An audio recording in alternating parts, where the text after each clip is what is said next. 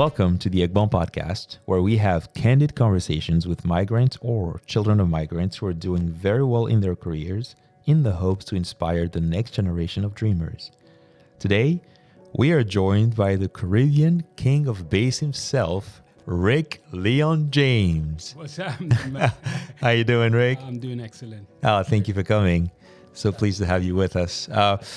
Yeah. Rick James is a fantastic bassist, composer, and producer who's been performing around the world for the past 2 decades.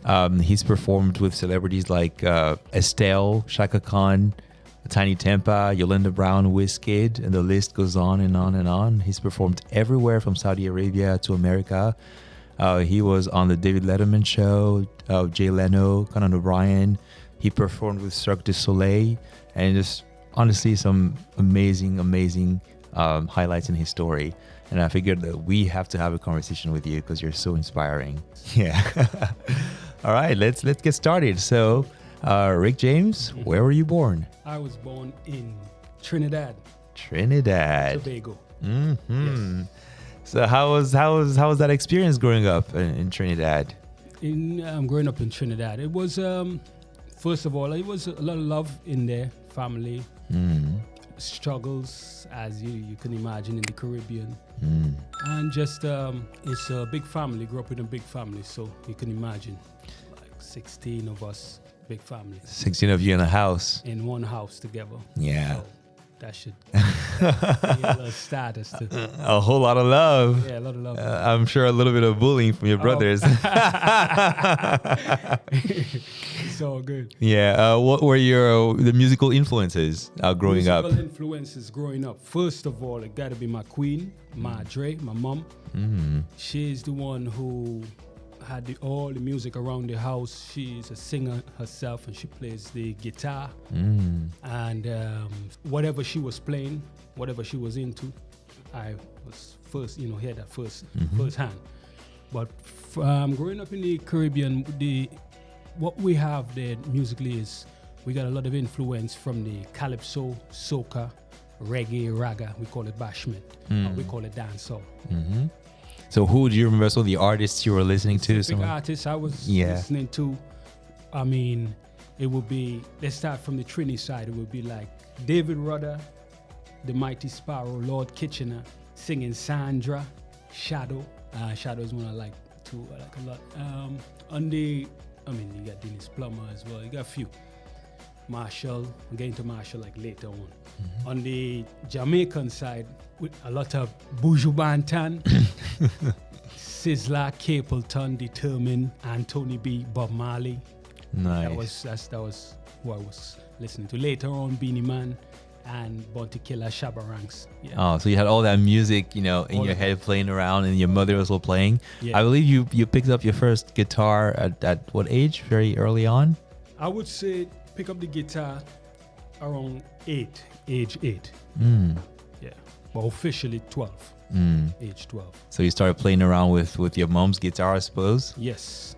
Yeah, we call it. She had a box guitar. It's like a nylon string guitar.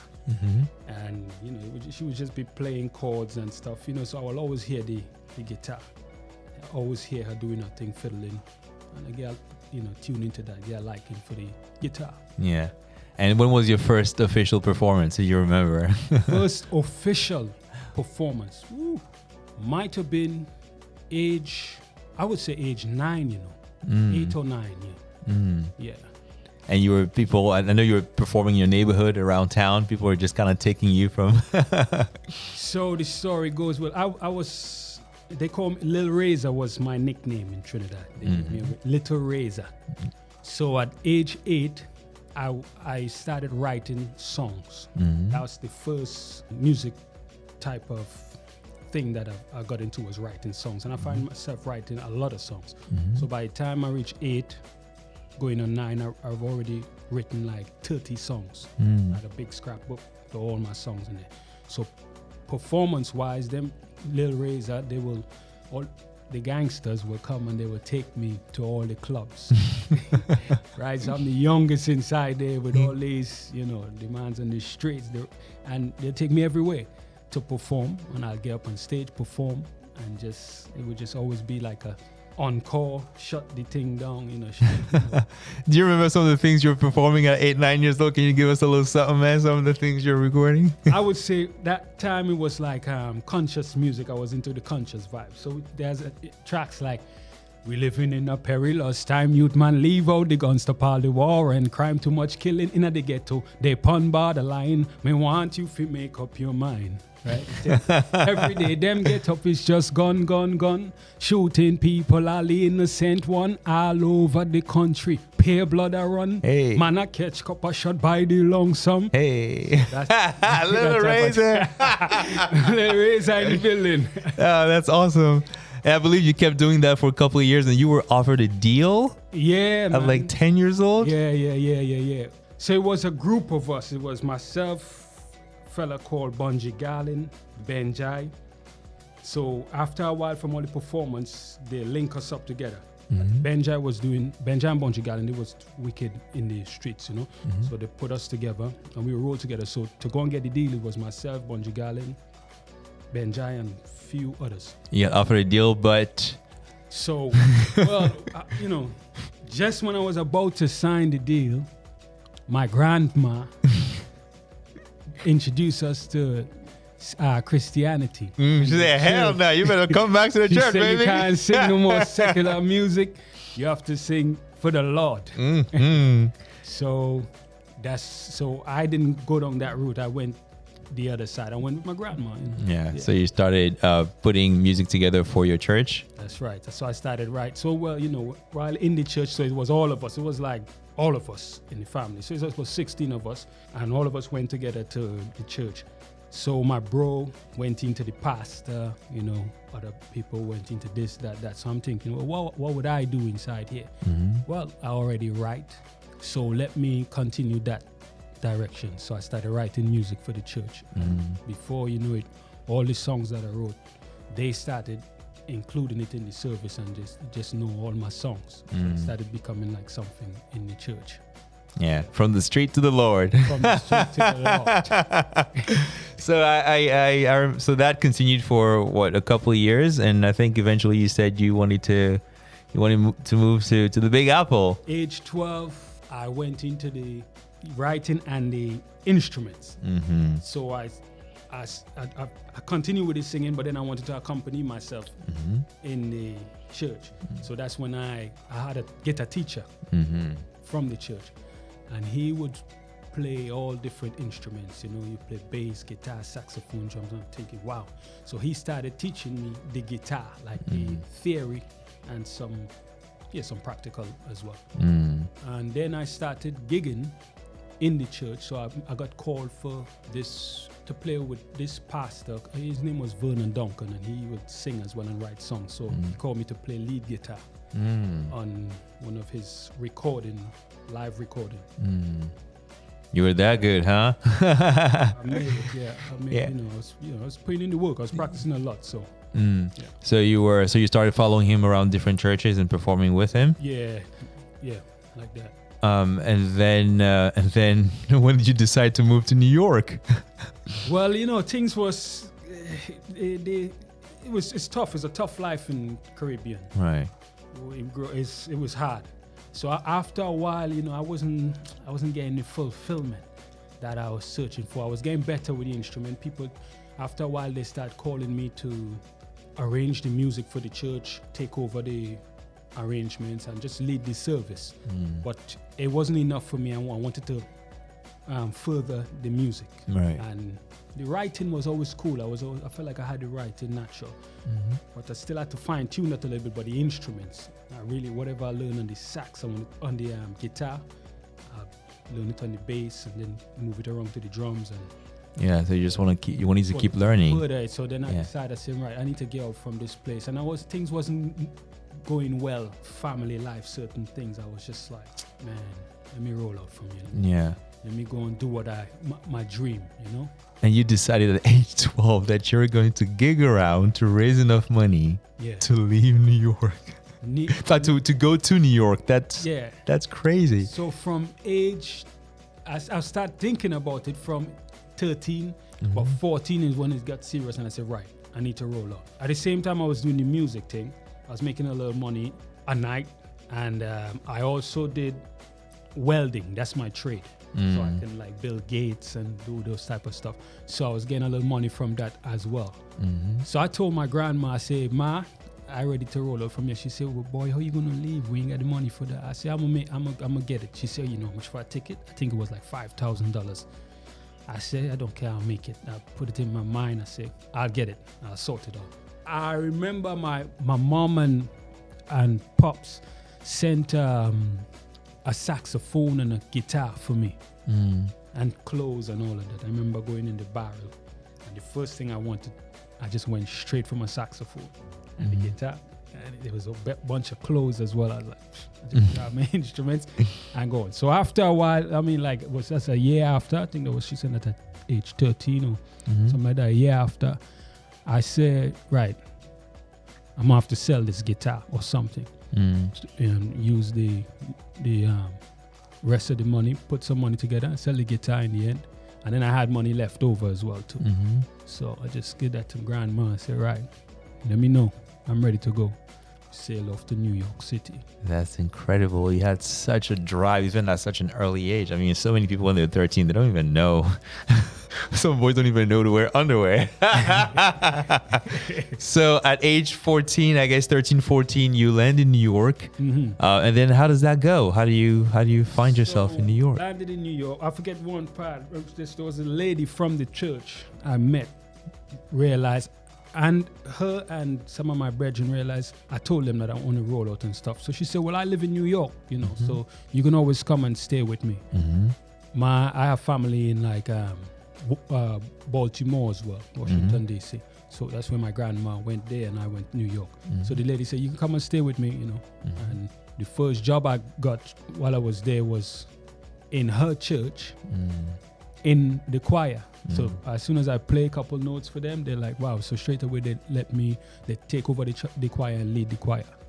At age 14, you're leading the choir. Yeah. And you kept doing that for a couple of years, learning about New York and also kind of immersing yourself in a little bit in the music a bit more. Yeah, in the music scene, mainly in the church music scene. That's what I was mainly doing in New York, So that went on for what, maybe a couple of years? Yeah, something like that. Yeah, and then what happened? You decided to. Then what happened? I decided to. Well, you know, some things played out in New York there that it was a little bit scary. I didn't get into anything. I was walking home one day, and the people decided to rob me. Right? You know, I don't know. You probably see I'm a foreigner or whatever. Yeah. And it wasn't that successful. Jah was with me, and the story was grim. You know, it was the bloods, you know, passed down and whatever. So I told my mom's after. She was like, "Oh no, no son of mine, you can't be over there going through that," you know. So I said, "But I like it here. It's cool here. I'm doing everything that I want here." I landed a little side job there as well, shrink wrapping boxes and sending it off to different countries. So I like it here. But she tricked me. She said, yeah, well, whatever you're doing there, you know you can do it here. Oh yeah, she said the music scene is big here too, so you can come and do your thing over here. Got a ticket, come on to UK. Yeah. And that was the start of a new journey. So you landed here, and then I guess you went into church again? Straight in the church again, and playing saxophone, guitar, mainly saxophone when I got here, guitar and keyboards. And straight away they put me to lead the service. You know, I got a bunch of friends together. We played the service, and that's how we was doing it. Good. And when did you move from there into the music industry properly? I did a showcase. Saxophone, 4 songs on saxophone and 1 on the bass guitar. And it was in a place called 10 Rooms. And someone saw me, the track on the bass, and he was like, yo, Daniel Bedingfield is looking for a bass player. I think you should go and audition for him, and I'm gonna drop him a word about you, and you should go and audition for him and see what happens. So, and you were like 17, 18? Yeah. That's crazy. So then you hear about the audition and you go in, and then what happens? Turn up in the audition and there's bare bad boy bass players in there, drummers, keys players. Everybody was inside there, and they kind of briefed us before. Daniel basically wanted us to play one of his tracks, but in different styles: reggae, funk, jazz, swing, and he had us all in there competing against each other. He would call somebody up.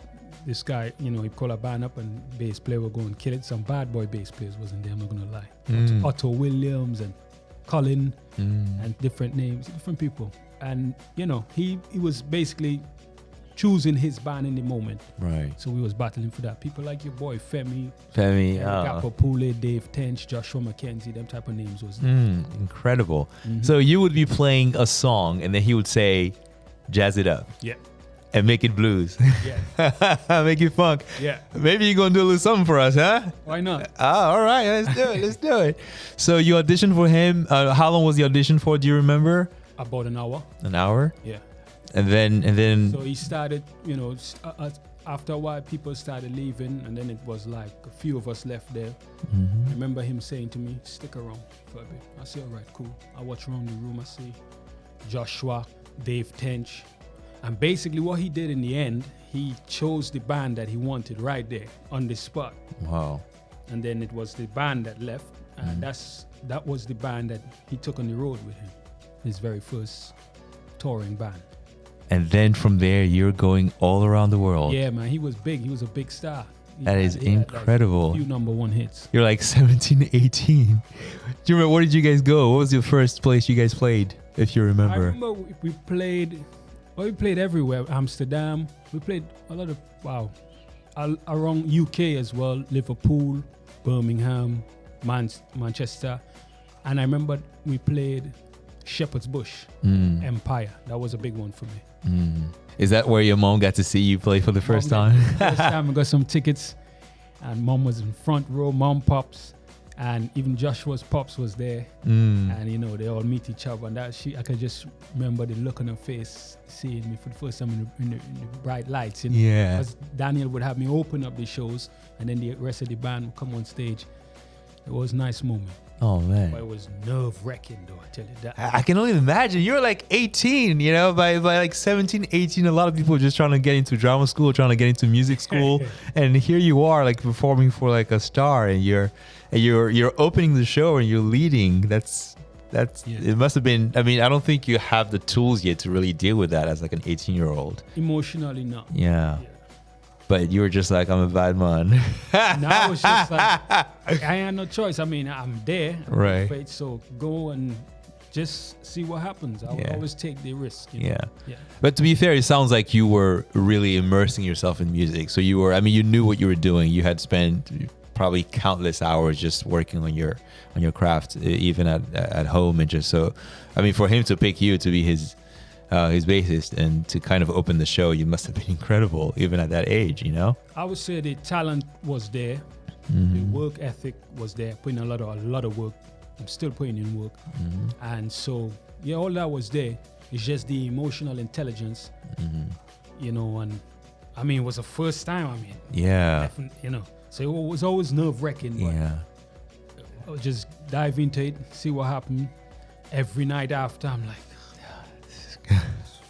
can't believe I'm doing this. But I always thought it wasn't good. I never really felt like, it was good enough. But I was just... That's the artist in you, We're never really satisfied with the work we do, Man, what? Where was one of the craziest places you performed? You said, you did, parts of the UK, and then you went in Europe. Did you go to America with him? With Daniel, did we make it? I don't think we made it to America with Daniel, no. Yeah. No.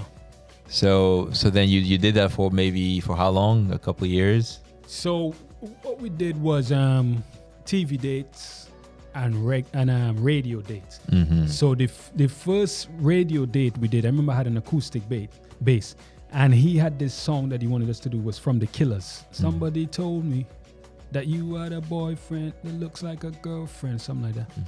And we did it on CCTV. No, we did it on CD UK. Right, that was a channel back then. It's quite big. And then we did it on the radio. And I remember it was very technical bass. line for a pop artist. But he was like, let's do it. He wanted. I said, you sure, man? He said, yeah, let's go. So it's a very technical bass line. I remember we did it on the radio and listening back to it, I remember feeling I don't like this at all. It sounded, I really didn't like it. Yeah. But after that, the day after, next day, my phone started ringing like crazy. Oh, Rick, what's that you was doing there, man? And people just start calling me. Different stars calling me, oh, I want you to come and play with me, blah, blah, blah. And then it snowballed from there. And you started, what was the first highlights after that? Who was the first artist you performed with after that? Can't remember the exact thing, but I would say the one after that could be Estelle. Yeah. And then Alicia Dixon, Kano, Wretch 3-2. And then, maybe Tiny first and then Wretch 3-2. Something like that, yeah. Yeah, you performed with Tiny. That's incredible. How was that? How did Tiny come about? We was really in our element with that Tiny gig. Another pressure gig as well, but that was good. Tiny was young. He was just coming up in the mix. It was my bros.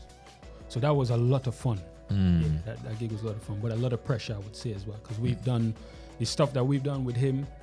I hadn't done that before. Right. So you had to learn new things really quickly. Yeah. Just more the pressure. More pressure. And what was the highlight of your time with Tiny? Is there like a stage where you performed, or is there something in particular that stood out to you with your time with Tiny? So we've done a lot of big dates with Tiny. That's who we did. David Letterman, Jay Leno, and all the American dates. We went platinum with him. Lollapalooza. That one stand out. I'll talk about that, Lollapalooza. But then we've done Aviva Stadium. That's the first time I've done a stadium gig. And I just remember, first of all, touching down in Ireland, when it's immigration, so cool. The way how they greeted me. Yeah. Us. That was very cool. But then I remember being on stage, we were playing with the script. How did they greet you though, real quick? Amazing, man. Yeah. It was just like, Bob Marley type vibe or whatever. But it was just warm. It was just warm. It was warm. We played the script. It was playing for the script, or we played supporting the script. But what stand out to me, I just remember like seeing people were like ants in the crowd. Just scattered about. Yeah. It was like 60,000. I can't remember how much that was. Wow. And when they scream, it will really hurt your ears. So if you ain't got in-ears on to protect your ears, it was a problem. Yeah. Did you get to perform with him Madison Square Garden as well? Was that with him? Tiny? No, was that someone else? Okay. That was Wizkid. Wizkid. Oh, yes. So, okay, let's backtrack. So, for Tiny, you were with Tiny for how long? Maybe about 5 years, I think. 5 years? Wow. You guys just kept playing. That's a long run. Yeah. Oh, wow. Incredible. 5 years. So much. Is there a story? Give us like a story of something that happened. You must have stories. You must have like good stories. You could just tell good stories. I got so much story, but I can't think of one right now. Right now. Okay, maybe we'll come to you. We'll come back. So you do Tiny, and then how do you hear about Wizkid? What happens around that? Wizkid, that came later on. So Tiny was like 28 or something like that. 2008. I'll have to check the dates and the time. Okay. Yeah. But Wizkid came later on. Later on. So after Tiny, I think I did Cirque du Soleil. Cirque du Soleil. Right. How did that come about, Cirque du Soleil? Apparently, they were looking for the best musicians worldwide to do project they call India. So they're kind of known for doing Africa, and different, I guess, countries. Different styles. Styles. And they wanted to do India this time. So they sent a call out for the best musicians worldwide. My name popped up in the conversation, looking for a bass player. And I remember this is a gig that I really wanted because I had a little break after whatever I was doing, maybe after Tiny, I guess. Yeah, I had a little break and I had a son at the time and needed to go on the road and get my act together. I remember getting the call and I was saying, wow, so this is about India. What should I do for another audition? Most of these was audition based. What should I do? Go and research on YouTube. I say, okay, Indian music, let me see. So I go traditional Indian music. And I realized they hold a drone, boom, and then they will improvise on it. Ding, ding. So I said, all right, cool, it's easy enough. Let me go with that vibe. And I went in there, you know, they asked me to play something for me, and I did the same thing. Drop the A string, play the A, and start improvising around it. And then they'll ask the drummer, just play a beat, just play anything with the drums. So I just kind of keep it going. In that swing, that pocket. Mm. And they stopped me, and it's like, okay, cool. You play any other instruments? I said, yeah. I'm a multi-instrumentalist. Mm-hmm. So, all right, well, okay. Lasted about 10 minutes, 10, 15 minutes, and say, all right, we will call you. We'll let you know what's going on. Mm. So I went home thinking, did I overplay? I thought I overplayed. Yeah. Because you know when you want something. Yeah. I thought I did too much. Mm. So I ain't slept the whole night through. You know, just thinking, what did you know, fix it? You should have done this. You should have, you know, the artist thing. We just torture ourselves, you know, man. You know, and sometimes it's like you did so well, and sometimes you didn't do so great. But like, yeah, we were so hard on ourselves, and I think it's a good thing.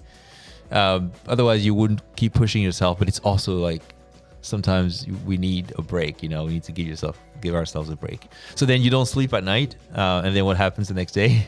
Didn't sleep at all. And then 9 o'clock in the morning, I receive a call. Rick James, yeah, the gig is yours. I said, say what now? Yeah, the gig is yours. Organize your saxophone, play your bass, and we see you in Frankfurt.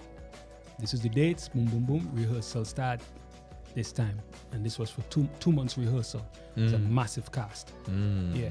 You were like, oh my goodness, baby, I'm going. I packed my stuff up. I'm like, you ain't got to say nothing to me. I'm ready to go now. Cirque du Soleil, that's huge. It's one of my favorite companies. They put up incredible shows. Yeah. So that must have been fun. Where did you guys go with the Cirque du Soleil? Germany. Frankfurt, Hamburg. We did like 7 months with them. Yeah. Nice. And they, you know, so it's all acrobatics and all this type of stuff. I got one highlight from there. There was this one scene where one of the dancers or one of the acts had to balance a pot with fire on his head and cross over a rope. And my job was to hold this bass line. Boom, boom, boom. And he's climbing up on this thing. And just a thin rope with this thing on his head. I'm thinking, if I drop a beat here, he's going to drop. I'll mess up the whole show. That is crazy. Yeah, it was crazy. People flying all over the air, singing, you know. And a lot of my had good friends in the Indian community.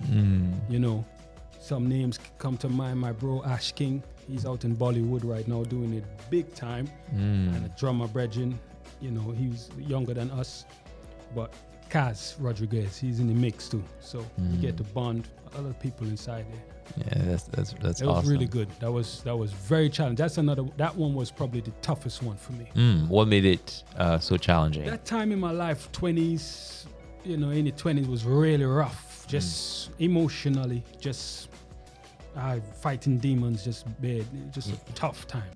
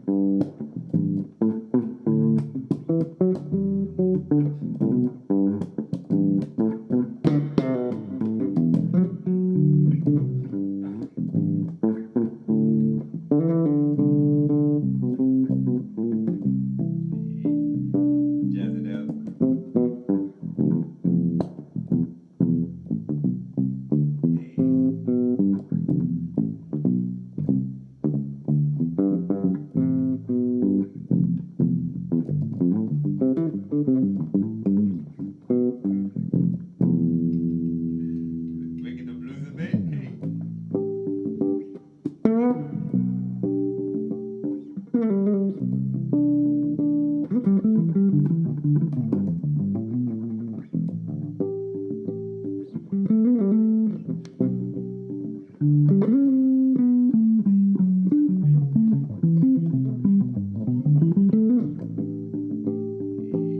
Gospel.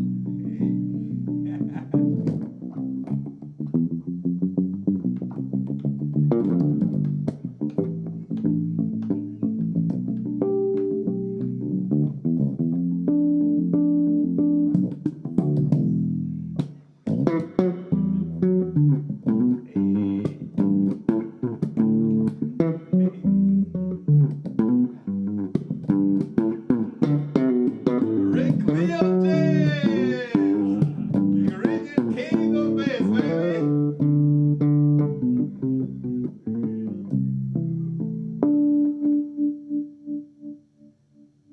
Come on now.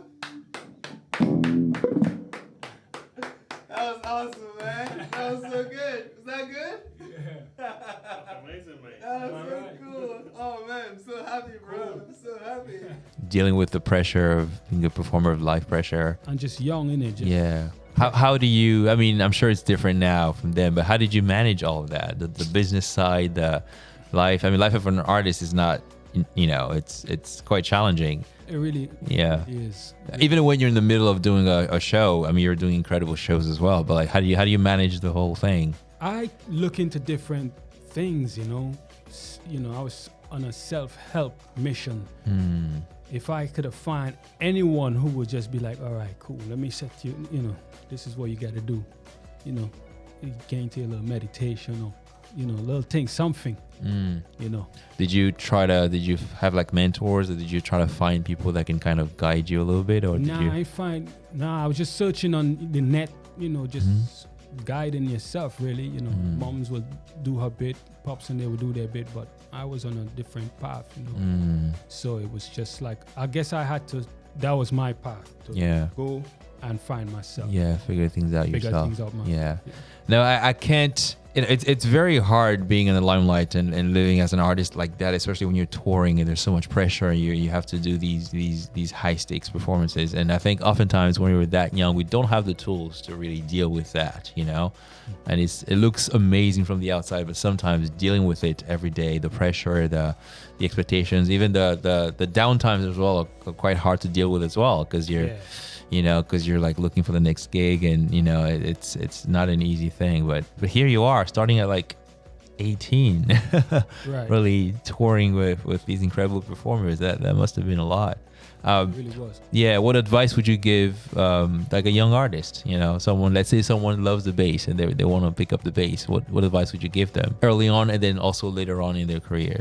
I would say check out what everybody is doing. Learn as much as you can. Just keep on learning. Be a sponge and soak up a lot of information. Yeah. Make it your own. You don't necessarily have to be music. But because I guess the music is a result of life that you live. So live a lot. Check out a lot of people who's doing great things. Trust yourself. Trust that your judgment of you the people that you like, the people that you look up to, and learn everything that you get from them. Yeah. Just So trust your taste. trust your taste. Yeah, trust your taste. And keep going with that. Keep pushing. Yeah.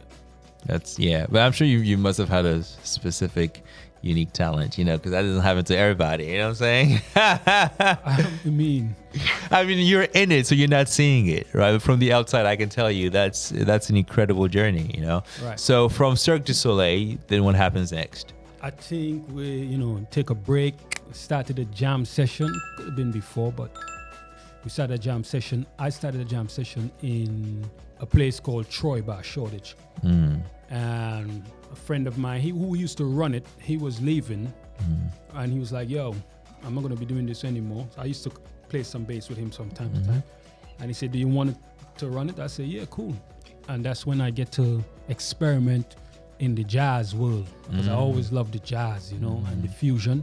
So that's when we would play all the tunes like from people that I like. Same type of thing I was talking about. So you got the Marcus Miller, the Victor Wootens, the Michel Ndegio cello, Chick Corea electric band, all those type of difficult, challenging jazz fusion music. That's when I went crazy in the Troy Bar, and that's where all the probably the stars who grew up now, they came through that school there.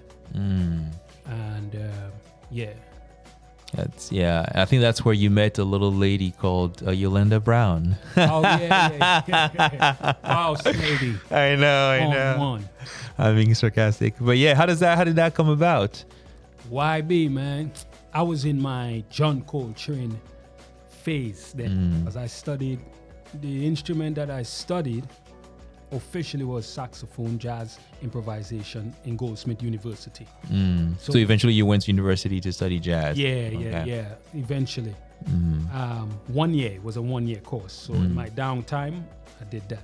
So outside, after we playing on stage, Troy Bar, we'll go outside and just chill, get a little fresh air. And then this lady will always come up to me and ask me questions about the saxophone. How do you do this? What's this? What are you thinking about? Blah, blah, blah. And bare questions. And I was like, oh, yeah, cool. She's pleasant, nice. And so we just get to talking. And I'm like, yeah, this is my approach. That went on. It was a Friday night, every Fridays. And went on for a long time. She will always be there, we would chat.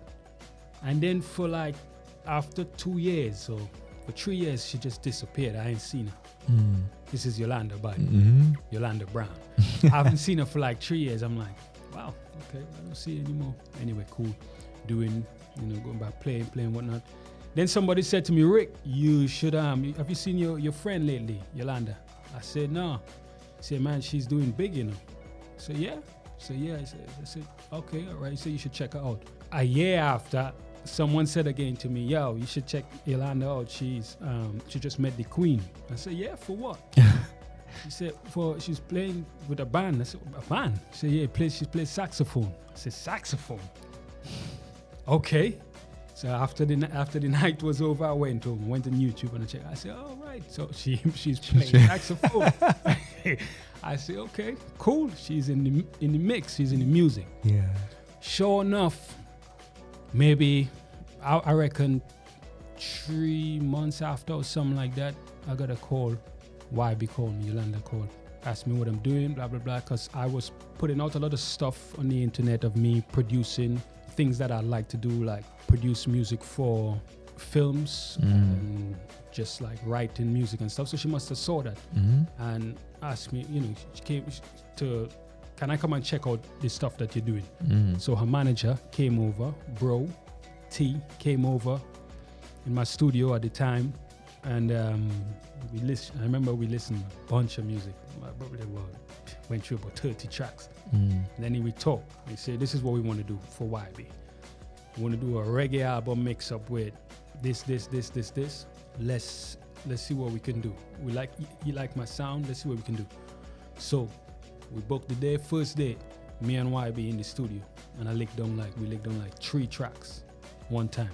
And within that track is one of the tracks called Dream Repeat, but we call it something else before that. And that was the beginning of a long collaboration. You guys been performing together for now Yeah. like a long time. That was so amazing because a long time, you know, while you're putting stuff out for you, waiting for someone to see what you're doing. And you want someone to be like, yo, produce this for me. Yeah. Any of the pop stars, he was looking for that, you know, that would have been great.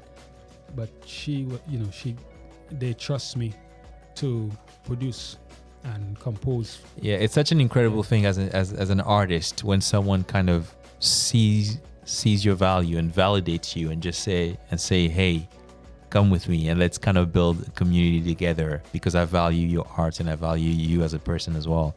And it seems like that's what happened with you guys. And she kind of took you in, and you guys been producing and performing together now for a long time. You performed for the King. Yeah. Twice. That's incredible. You've done produced music for Sesame Street for some animation, and you're working on a new one as well. Yes. So the first animation we did is called Bees Block. That got picked up by Sky TV and HBO Max. That blew our mind, really. Because that's actually something I really wanted to do was write music to picture. And another thing I really want to do is write music for cinema shows and that type of stuff. That's coming. Yeah, that's coming soon. And so we did Bees Block, and then we're working on another one now. And I just came from there actually. So we got four more episodes until it's finished. You're doing big things. Yeah, Mama must be proud of you. Yeah. No, that's incredible. So she came around, and you guys started collaborating together, and then you started like traveling the world. I believe you went to Qatar or Saudi Arabia together. My first time in Saudi with an artist, a keyboard artist. This was a jazz fusion. Woo. And then my second time was with Wizkid. And then the third time around was with YB. Nice. How did Wizkid come about? Because, Wizkid is huge. How did Wizkid come about for you? Man. So while we was working on the animation, at the same time, was going through a lot in my life then. So at the same time that was happening, I was writing an album. I remember putting a post out on the internet saying, UK, the people of UK have been good to me here. I get to collaborate. I get to work with a lot of musicians. So now I respect that. I love it. And now I just want to explore some music of my roots. So I started writing an album, and it was heavily based in Afro and Caribbean roots. So it was kind of a time of like searching, because I believe you mentioned before that it was a time when you were kind of reflecting on your own heritage and reflecting on because you said something along the lines of, in Trinidad, there isn't much history being taught, at least from your perspective, being taught about slavery and all those things that happened.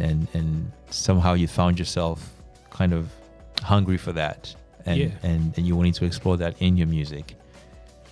This was lockdown. Just before lockdown, we started writing that album, and so I started reading a lot, and stumbled across the transatlantic slave trade, and I did my ancestry, and I saw the different parts of Africa I'm from, the Nigeria, the Benin, Congo, the different, And I say, all right, then I'm the type of guy to write according to what's going on in my life. So while I'm putting that together and I'm learning, I stumble across a queen by the name of Queen Sheba, born in Trinidad. So I was like, wow, that information right there, and I'm going to write a song about that. So it's released now. Put that track out. It's called Queen Sheba. Simple, just like that. And then I'm in the Afro zone. Spiritually, I'm in the Afro zone now. And then I got a call. Rick, what are you doing today? Well, not much. I'm chilling at the moment. Can you come to the studio, rehearsal studio? We're trying to get you to play for an artist called Wizkid. While I'm in the Afro zone, I don't really listen to a lot of music, so because I'm busy making music. So my empress, she was telling me about cats like Burna Boy, Wizkid, Davido, and these things, but I wasn't really checking that out. When they dropped the name on me, I said again, okay, this name pop up again. All right, cool. By then, no, I'm hip to it. So they sent me like his whole catalog, about 40 tunes, bro. Like 3 albums or something, like some crazy like that. And I didn't want to do it. I did not want to do it because I had everything. I had the finishing up the animation. my album. And then at the same time, my grandma passed away, the lady that raised me, same grandma. My bro, Joey Grant, passed away. That was just, and then just before that, I think I split up with a lady at the time and kind of lost everything. Everything. So, going through a lot. And then I remember saying, well, boy, my call 40, it's like bare albums I have to learn. But you have to do this. You have to do this. Especially, so my bro, so Joey was playing bass with him before. What would they want? Yeah, no way to go and do it. I said, all right, cool, let me go and do it. It was a lot. It was a big ask for me. Yeah. And was within a week time, we need to get that together. I mean, you're first of all, I'm so sorry to hear that, but your character shines through though, and I mean, it seems like a recurring thing about you.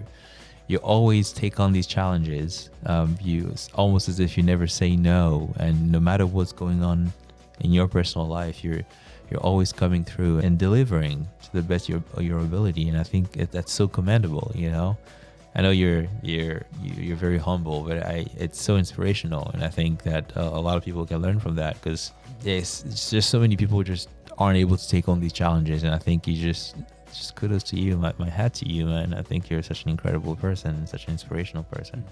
To be going through all that and to say, you know what, I'm just gonna pour myself into music and then learn 40 new tracks in a week. Like that. And after a while, when they call 1, 2, 3, 4, all the songs came in my head at once. Everything sounded the same. What track is this?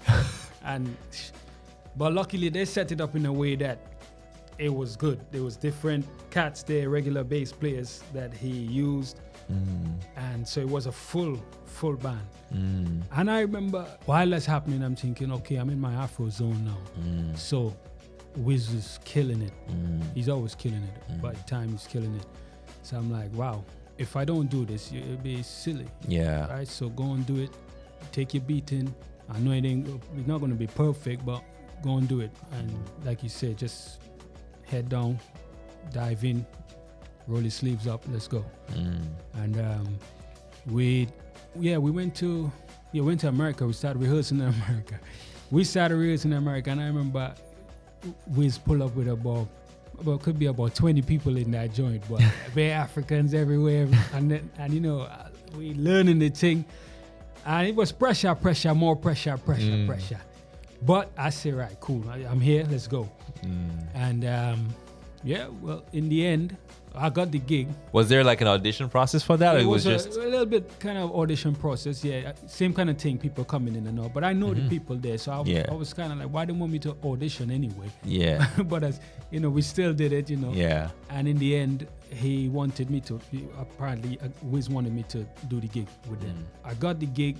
We heard that we had to do Madison Square Garden. I say, all right, let's go. More pressure. How was that being in Madison Square Garden? It's huge. It was good. The buzz behind it was amazing. And with Wizkid as well, with you know. Yeah. I mean, it didn't really hit me then about that, because what hit me is I need to get my parts together. I can't mess up. Yeah, well, you're in it. Yeah. I'm in it now, so I'm gonna deal with that after. Yeah. Know. But I remember turning up as soon as we walk in the venue. Look up there, going backstage. Look up there, Michael Jackson, Mike Tyson, Old Blue Eye, Kanye West, Madonna, just everybody on the walls there. And that's when it really kicked in. Yeah, you're here now. You can't turn back now. You understand? Yeah. I say, woo. Then that's when the real pressure hit me. Yeah. I say, all right, cool, we in the mix now. Yeah. I remember just going on before stage, we just about to pray. After sound check and whatnot, we're about to pray, and everybody say, you know who we're doing this for? They're talking about Joey, and I'm talking about Joey and my grandma. So we bow, let's go time. And then his introduction was crazy. That introduction is crazy. That was a great for him coming on stage. As well. Yeah. Yeah, it was good. Oh yeah, he's Niger boy, do it big all the time. You know what I'm saying? That was tremendous, man. And I think after that, we did that, and then after that, we went to Qatar. I think it was Qatar. Nice. Did some with Naomi Campbell out there. Mm. That's when that could be, or was that before? I can't remember which one was before, but that was the first time when we really I get to chop it up with him and talk and realize what kind of cat he is. Yeah. Yeah. So you were getting in touch with your African, the African side of your. Yeah, we had some good conversation. Yeah. For sure. No, that's wonderful. Yeah. So that inspired you to continue writing your music and to incorporate more of the African side of it? Well, by then, I probably had about nine of the tracks written already. Probably added 2 more, make a complete 12. Searching, it is called Triple A. The album is called Triple A. A Journey to Self-Discovery, Africa Born in Me, a Caribbean Fusion. And so it's finished now. I released a track of it already, and I released the album this year. I've done, well, yeah, we can keep going. That's incredible. Are you gonna be kind of touring it, or what are you thinking of? Because I was at the live recording of it, which was fantastic. It was a room full of probably 40, 50 musicians just kind of jamming it up. You know what I'm saying? It was so wonderful. It was like being blessed. It's like when you're at the beach, you know, you're at the beach and then there's just like the wind and the waves and you feel like you're part of something big. It was like that, but with music. True. That was the highlight for me, because the worst thing would have happened is I've done all this stuff, supported everybody else, and then when it comes to my stuff, I didn't really get that over. And there was times I was like, man, let me just leave it. It's too much pressure. But then in the end, I said, nah, I have to finish this. And then that day, when you guys came for that session, that was the highlight for me, that I got it done. Yeah. Because that was pressure. Because the musicians that was in that band there, I want to be on my best for them. You know, and for myself first. I mean, the kids got to see, yo. Yeah, no, it was beautiful. It was, and everyone had a time to shine for themselves, you know, and it was just incredible. And they just kept playing and kept playing and kept playing. I was like, God damn, this is beautiful, baby. One of the tracks is called Closure, and that one lasted for 18 minutes. I'm gonna put that one out for this Gemo season. Yeah. Yeah. No, it was fantastic. Truly, I felt so blessed to be in the room and to be around all of you guys and just to listen to your music. It was fantastic. Where you belong, man. Yeah. I mean, now we're family now, you know what I'm saying? Family. Yeah. We got to do a show together. Yeah. We got to do Rumble in the Jungle, and Rick Leon James was playing one of the characters and also the music director. He was doing his thing. You want to tell more about that experience for you? That officially signal to me that I like community. That's what did it for me, because it was a big cast as well, right? How long was the rehearsal? It was like maybe 6 weeks. 6 weeks. Yeah, because you guys started before us, because you started with the music, and then we came to, you know, the actors came later on, and then we combined both in the rehearsal room. That was crazy as well. You guys like practicing, and it was such an incredible, it was like such an incredible community, you know, just all these people from different backgrounds from the African diaspora coming together, exploring music and sports and history, real history. If people aren't familiar, it was the fight between Muhammad Ali and George Foreman, set in 1974. And at the same time, there was also a concert. It was the first all-black concert at the time. James Brown. Yeah. Celia Cruz, Miriam Makeba, B.B. King, there were all these incredible performers. Bill Withers. Yeah, Bill Withers, and so we got to recreate all of that. And it was immersive truly theater. Yeah, it was truly. Here you got James Brown singing over. James Brown was in the hotel with you, performing in the hotel. Yeah. You over there, Muhammad Ali in the corner there, entertaining the people, George Foreman. It was crazy. Yeah. All happening in the same one time. That was fantastic. And then the concert happened that brought everyone together. That was just fantastic. Fight as well. And then the fight after at that. the end. No, it was truly good. such a beautiful event that brought people together. But yeah, you're right. That we found a family, Big through time. that. Yeah, and Definitely. and yeah, it's I'm still in touch, and it's really such a beautiful place to. Yeah. It was a beautiful place and beautiful time to share community, brotherhood, to And the talent that was in the room, everybody, you probably said it already, but everybody in there was just incredible actors, Incredible. incredible musicians. Oh, it was live music. Every punch was to live music as the fight was happening. Oh yeah. They were behind Yeah. playing the score for the fight. It was great. I loved it. So is- that put me into the community spirit snowball after that. Yeah. I really liked that Yeah. world. Yeah. That was fantastic. So then after that, what happens? What was the highlights after that? Because I know you're still working on a few things. I know you have, you started an academy, a music academy. Yeah. An online academy. Right. So RLJ Music Academy. So basically for years and years my get down is learn whatever I learn on the bass, whatever I learn on the guitar, put it on the bass, sax, keyboard. So my thing is search. Learning constantly and better in my thing. So people will come to me, bass players, guitarists, keyboard players, they'll come to me and ask me to show them, teach them stuff. And that's one thing I never find. Don't hold back. Yeah. So, You just always want to get the share. thing, man, get the thing out. Let the people, make what they can from it. So some people like Joey Grant, Seth Tackleberry, Lawrence, Insula. All these people are playing with all the big stars as well. Sometimes they come with me and they only get 3 lessons, and after that, they're gone. So I Yeah. say, you know what? It's quite natural. I get them to that place they want to get to, right? Yeah. Whatever they want out from themselves, we break that down and we get it. So I say I have to form an academy. Yeah. At the time, I think at the time before that, my ex at the time, I was like the director of an academy.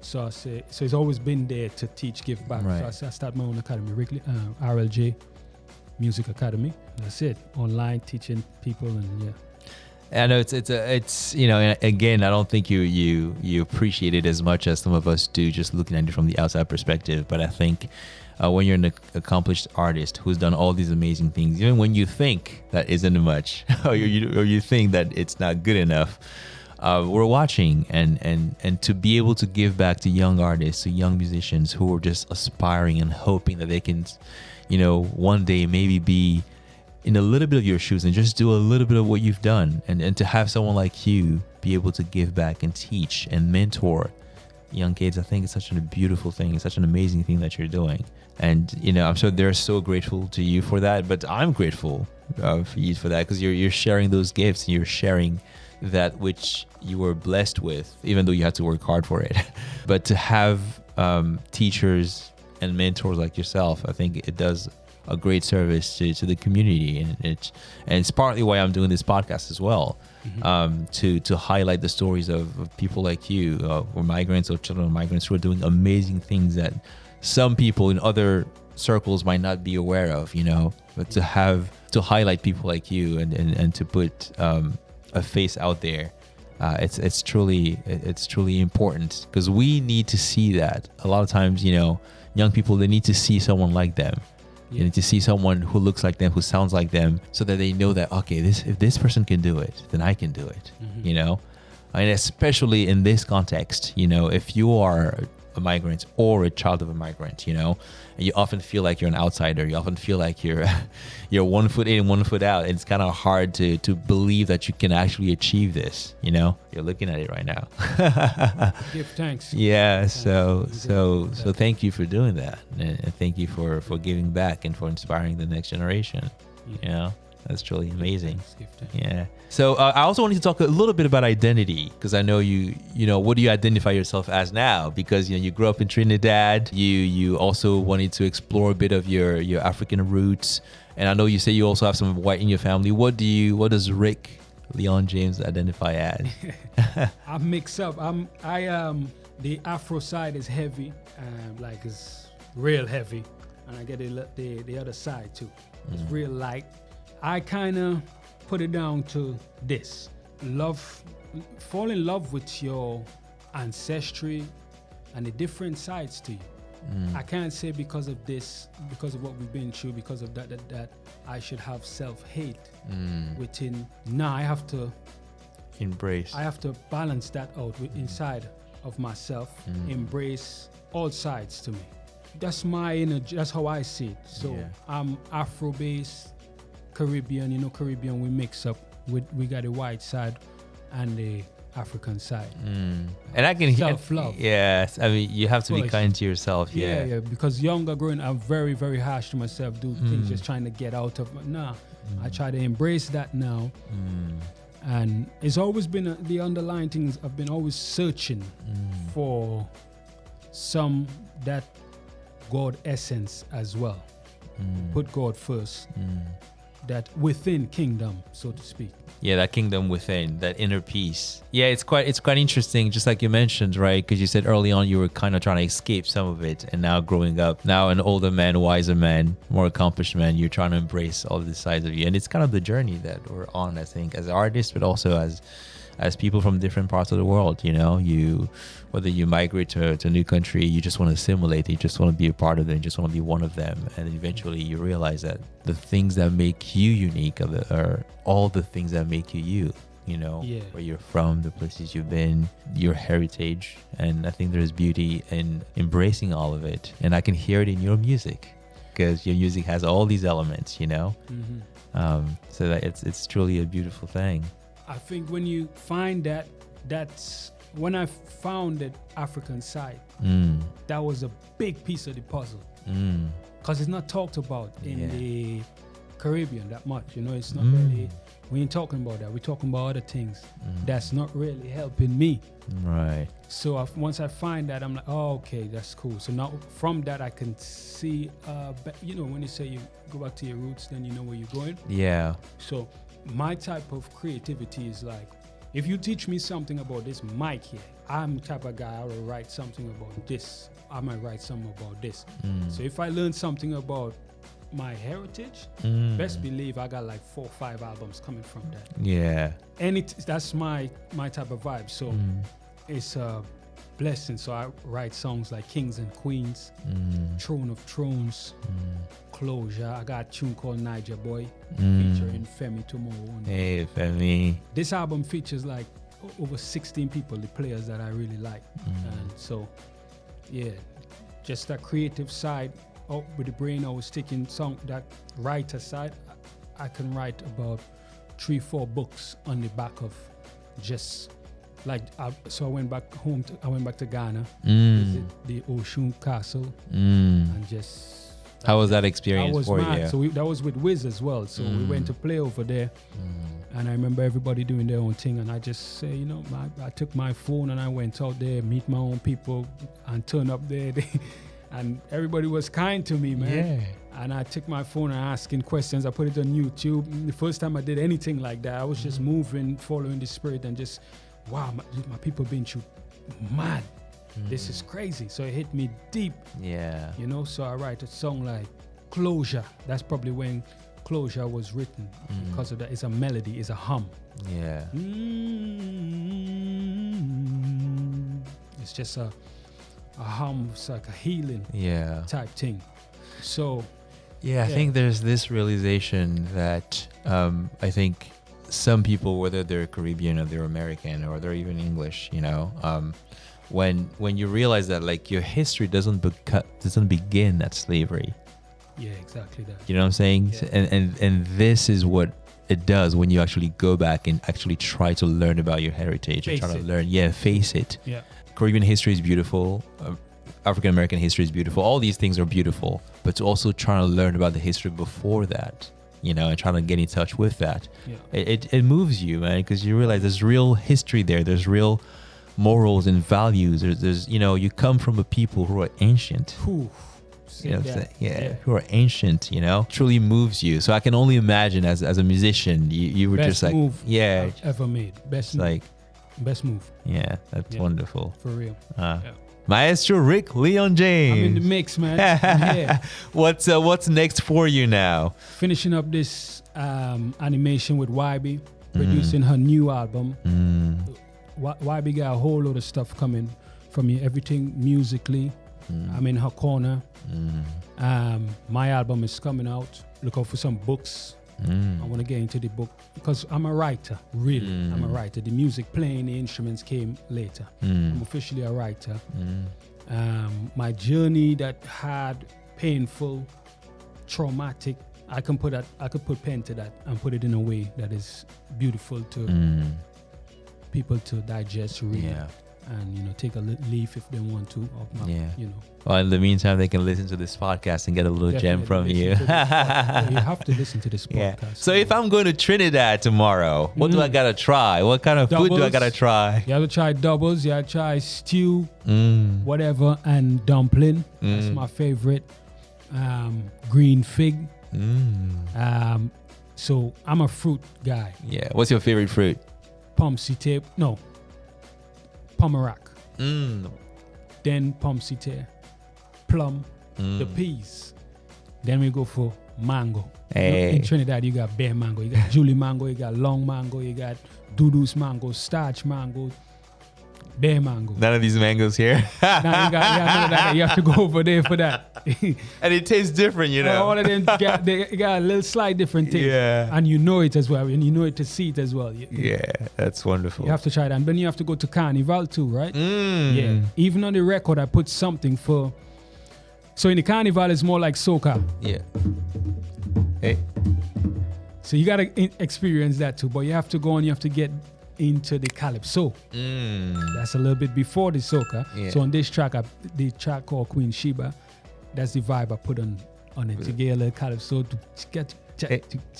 Hey. Right? You must get. Yeah, for sure, for And then sure. there's the other side too. There's the Indian side of the Trinbago, because we mix up down there. So you got the dole drums, you got the tassa drums, and yeah, it's a lot to check out in Trini. The steel pan, you have to get the Steel pan for sure. But the orchestra steel pan, when it's like bear pan, tenor pan, bass pan, you have to take it. Panorama. You have to get that. that's It's like an wonderful. orchestra, pan orchestra. Yeah, I've only seen them, like separated, but not necessarily as an orchestra. But yeah, that You was have to awesome. experience yeah. that. All right. Sure. Well, thank you, Rick Leon James. It was a pleasure to have you. Glad to be here. And now we're gonna listen to you play some music, baby. All right. All right. Let's go. So thank you for joining us, and let's do this. Yeah. Thank you.